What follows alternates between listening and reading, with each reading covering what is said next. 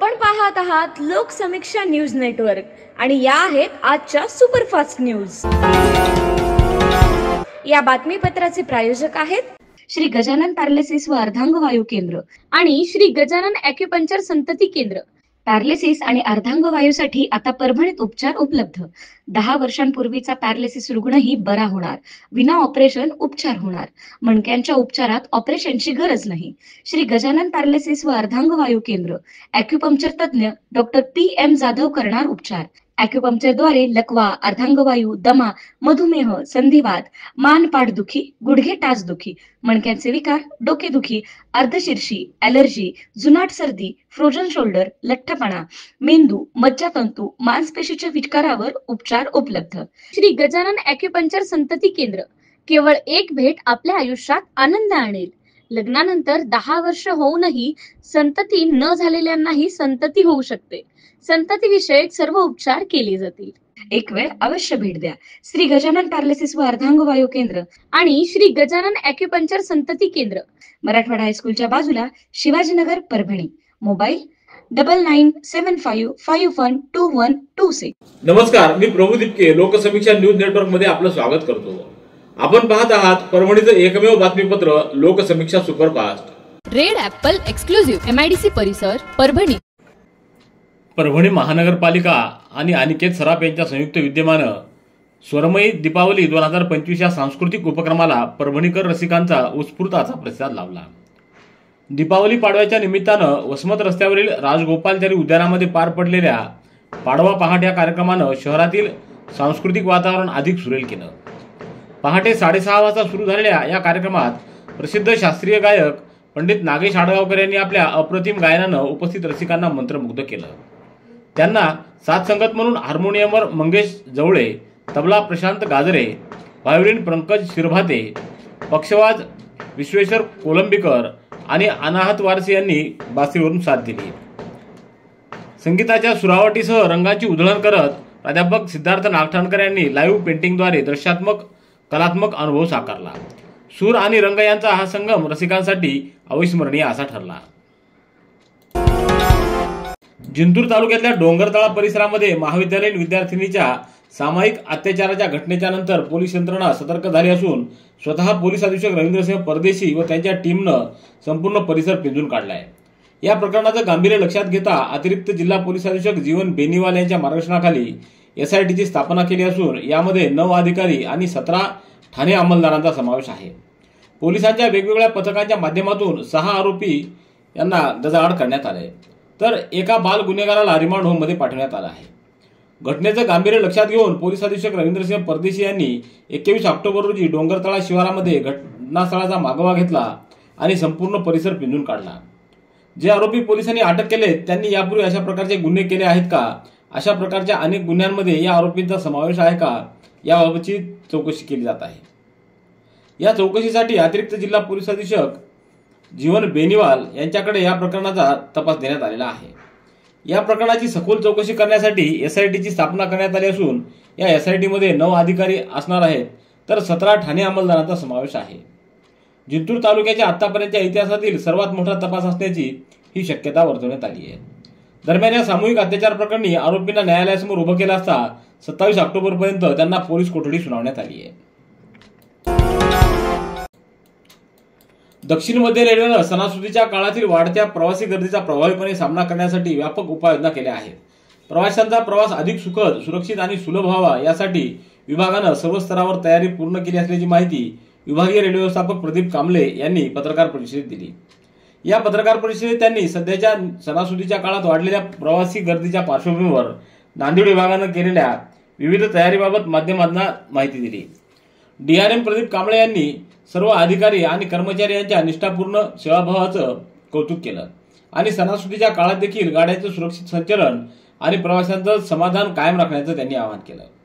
भारतीय रेल्वे देशसेवेत आघाडीवर असून सणासुदीच्या काळात प्रवाशांच्या गरजा पूर्ण करण्यासाठी सातत्यानं प्रयत्नशील असल्याचं त्यांनी यावेळी सांगितलं।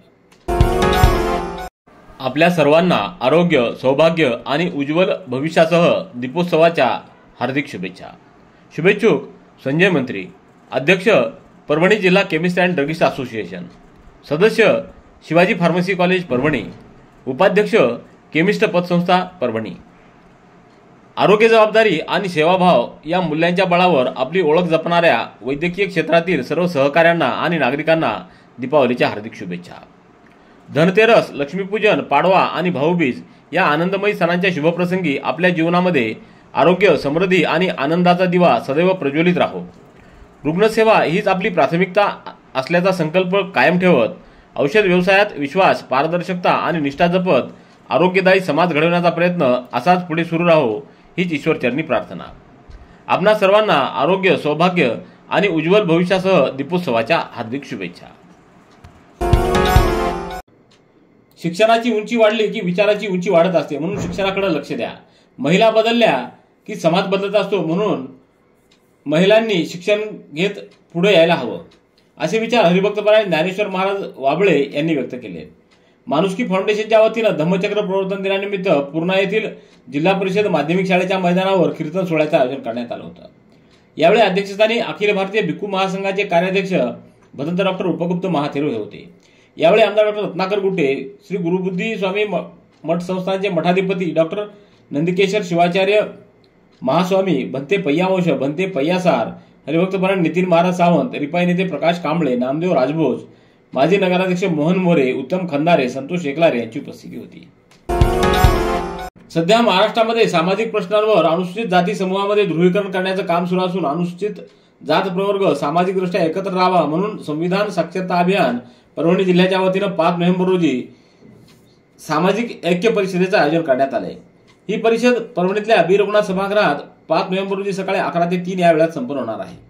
परिषदेच्या अध्यक्षस्थानी राज्यसभेचे खासदार चंद्रकांत हांडोरे हे उपस्थित राहणार असून मेहकर विधानसभेचे आमदार सिद्धार्थ खरात प्रमुख मार्गदर्शक म्हणून उपस्थित राहणार आहेत। तर अनुसूचित जातींमधील आरक्षणाचं वर्गीकरण, डॉक्टर बाबासाहेब आंबेडकर यांची अनुसूचित जात प्रवर्ग तयार करण्यामागील भूमिका अशा संवैधानिक विषयावर अभ्यासपूर्ण मार्गदर्शन करण्यासाठी इतर वक्ते देखील उपस्थित राहणार आहेत। या परिषदेला मोठ्या प्रमाणावर उपस्थित राहावं असं आवाहन प्राध्यापक डॉक्टर प्रवीण कनकुटे यांनी केलं असून या कार्यक्रमासाठी डॉक्टर अरविंद लोणकर, भूषण मोरे, DS खरात, सुनील कोकरे, रत्नदीप शेजावळे, राजेश सारंगापूरकर आदी प्रयत्नशील आहेत। परभणी शहरातील दर्गा परिसरातील प्रभाग क्रमांक 11 मधील झोन क्रमांक 3 येथील इनामदार पटेल, मुस्तफा व नरगिस या 4 रोहित्राची देखभाल दुरुस्तीचं काम सामाजिक कार्यकर्ते सलीम इनामदार यांच्या प्रयत्नातून पूर्ण करण्यात आले। सतत वीज पुरवठा खंडित होत असल्यानं महावितरणचे झोन क्रमांक 3 चे कनिष्ठ अभियंता रवी मुळे यांच्याकडे इनामदार यांनी सातत्यानं पाठपुरावा केला होता। त्यांच्या पाठपुराव्याला यश आलं असून महावितरणनं या 4ही डीपीची दुरुस्ती केली आहे। सततचे दवाखाने करून कंटाळलात? आता शेवटचा उपाय डॉक्टर गोविंद कामटे यांचे बालाजी आयुर्वेदिक निसर्गोपचार केंद्राला भेट द्या। शुगर, मूळव्याध, ॲलर्जी, सोरायसिस, गजकर्ण, दमा, लठ्ठपणा, गुडघेदुखी, कंबरदुखी, वात, गाठीचे आजार, लकवा, केस गळणे, मुतखडा, सफेद डाग यांसारख्या जुनाट आजारांवर खात्रीशीर उपचार केले जातात। दारू सोडवण्यासाठी विशेष उपचार उपलब्ध। संपर्क डॉक्टर गोविंद कामटे, आयुर्वेद विद्याविशारद, बालाजी आयुर्वेदिक निसर्गोपचार केंद्र, तलाठी कार्यालयाच्या बाजूला, वसमत रोड, परभणी। संपर्क 9921691008। सध्या जिल्हा परिषद पंचायत समिती निवडणुकाचे वारे जोरात वाहत असून लिंबा जिल्हा परिषद सर्कलमधून सर्वांचे परिचयाचे असलेले धनंजय आडसकर हे अजित पवार गटाकडून युवा नेतृत्वाच्या माध्यमातून आणि पाथरी विधानसभेचे आमदार राजेश विटेकर यांचे समर्थक असलेले आडसकर हे लिंबा जिल्हा परिषद सर्कलमध्ये उमेदवारी त्यांना मिळण्याची शक्यता असल्यामुळे आडसकर यांनी या सर्कलमध्ये दौरा केला आहे। त्यांच्या दौऱ्यामध्ये त्यांना चांगला प्रतिसाद मिळत आला असल्याची माहिती देण्यात आली। व्यक्ती स्वातंत्र्य हा भारतीय संविधानानं बहाल केलेला मूलभूत अधिकार असून त्यावरील शासकीय प्रशासकीय हल्ला सहन केला जाणार नाही असं प्रतिपादन मराठवाडा शिक्षक संघाचे अध्यक्ष सूर्यकांत विश्वासराव यांनी केलंय। परभणीतल्या अतिथी सभागृहामध्ये आयोजित बैठकीत ते बोलत होते। ज्ञानोपासक महाविद्यालय टाकळी येथील विद्यार्थीप्रिय शिक्षक देविदास शिंपले यांनी समाज माध्यमावर शासकीय धोरणावर टीका केली म्हणून शिक्षणाधिकारी माध्यमिक यांनी वरिष्ठांच्या आदेशानुसार त्यांच्यावर निलंबनाची कारवाई प्रस्तावित केली। त्याविरुद्ध जाब विचारण्यासाठी मराठवाडा शिक्षक संघाच्या पदाधिकाऱ्यांनी शिक्षणाधिकारी डॉक्टर सविता बिर्गे यांना निवेदन सादर केलं। यावेळी मराठवाडा शिक्षक संघाचे उपाध्यक्ष ज्ञानोबा वरवंटे, उमाकांत राठोड, भाई चंद्रकांत चव्हाण यांच्यासह केंद्रीय कार्यकारिणीचे सदस्य उपस्थित होते। शिवसेनेचे मुख्य नेते उपमुख्यमंत्री एकनाथ शिंदे यांच्या आदेशानुसार आणि शिवसेनेचे सचिव संजय बोरे यांच्या मार्गदर्शनामध्ये जिल्हाप्रमुख विशाल कदम यांच्या हस्ते माजी सरपंच व्यंकटराव पोळ यांची पूर्णा तालुका प्रमुखपदी नियुक्ती करण्यात आली, तर पूर्णा शहर प्रमुखपदी गणेश कदम यांची निवड करण्यात आली आहे. याबद्दल या दोघांचेही अभिनंदन करण्यात आले.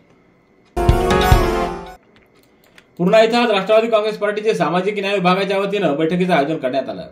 नगरपालिकेच्या उत्सुक उमेदवारांनी यावेळी भेट दिली आणि याबाबत चर्चा देखील करण्यात आली. आगामी नगरपालिका निवडणुकीच्या संदर्भानं या बैठकीचं आयोजन करण्यात आलं होतं. त्याचबरोबर ग्रामपंचायत, जिल्हा परिषदाच्या संदर्भानं देखील बऱ्याच प्रभागातून उत्सुक उमेदवारांनी या कार्यक्रमाला भेटी दिल्या. अध्यक्षस्थानी चक्रवर्ती वाघमारे यांची उपस्थिती होती, तर यावेळी रचना भालेराव, आशा हटकर, राजश्री आहेरे, साहिल मौलाना, गोविंद गजभारे, मास्टर सुनील भालेराव आदींची उपस्थिती होती. रेड ॲपल एक्सक्लुझिव्ह MIDC परिसर परभणी. याबरोबरचे बातमीपत्र संपलं. पुन्हा भेटूया उद्याच्या सुपरफास्ट बातमीपत्रात. पाहत रहा लोकसमीक्षा. तुम्हाला हे बातमीपत्र कसं वाटलं याबद्दल आपली प्रतिक्रिया नोंदवा.